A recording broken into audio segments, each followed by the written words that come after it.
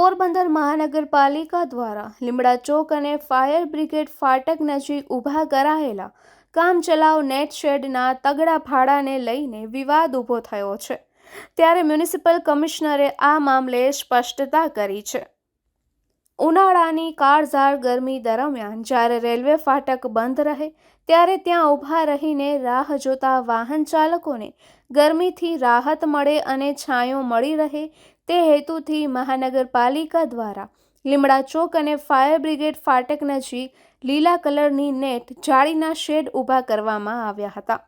તંત્રનો આ હેતુ સરાહનીય હતો, પરંતુ કોઈ મજબૂત મંડપ કે કાયમી માળખાના બદલે માત્ર સામાન્ય નેટ લગાવવામાં આવી હોવા છતાં તેના માટે દરરોજનું ₹4,800 જેટલું માતબર ભાડું ચૂકવવામાં આવી રહ્યું હોવાના આક્ષેપ થયા હતા અને છેલ્લા 3 મહિનાથી આ ભાડાની ચૂકવણી કરવામાં આવી રહી હોવાની પણ વાતો ઉડી હતી।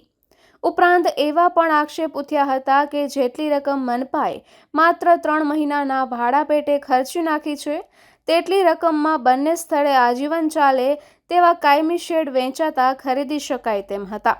જોકે આ મામલે મ્યુનિસિપલ કમિશનર H.K. પ્રજાપતિએ સ્પષ્ટતા કરી છે કે આ મંડપ પેટે અત્યાર સુધી કોઈ પણ પ્રકારની રકમ ચૂકવવામાં આવી નથી અને શેડ બાંધવાની મટીરીયલ સાથેની કુલ કિંમત અથવા તેનું ભાડું એ બેમાંથી જે રકમ ઓછી હશે તે જ રકમ ચૂકવવામાં આવશે તેવું જણાવ્યું છે।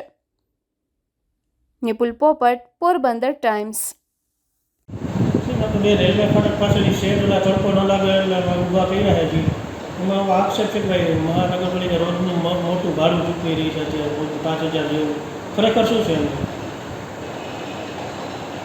ગત ઉનાળા દરમિયાન લોકો જ્યારે ક્રોસિંગ પાસે ઊભા રહેતા હોય ત્યારે એનો તડકો ન લાગે એવી સરકારશ્રીની સૂચનાઓ હતી। એની સંધાને પોરબંદર શહેરમાં જે રેલવે સ્ટેશન પાસે ફાટક બંધ રહેવાના સંજોગોમાં લોકો ત્યાં એકત્રિત થતા હોય છે। તેઓને તડકો અને લૂ ન લાગે તે માટે કોર્પોરેશન દ્વારા આ જગ્યાએ મંડપ બાંધવાની કામગીરી કરીને શેડ બનાવવામાં આવેલા હતા। આ જે શેડ બનાવેલા છે એમાં અત્યાર સુધીમાં કોઈ ચૂકવણું કરવામાં આવેલું નથી અને જે ચૂકવણા કરવાની બાબત છે એમાં એની જે ખરેખર શેડ બાંધવાની મટીરિયલ સાથેની કિંમત થાય અથવા એનું જે ભાડું હોય એ બેમાંથી જે રકમ ઓછી હશે તેટલી જ રકમ ચૂકવવામાં આવે છે।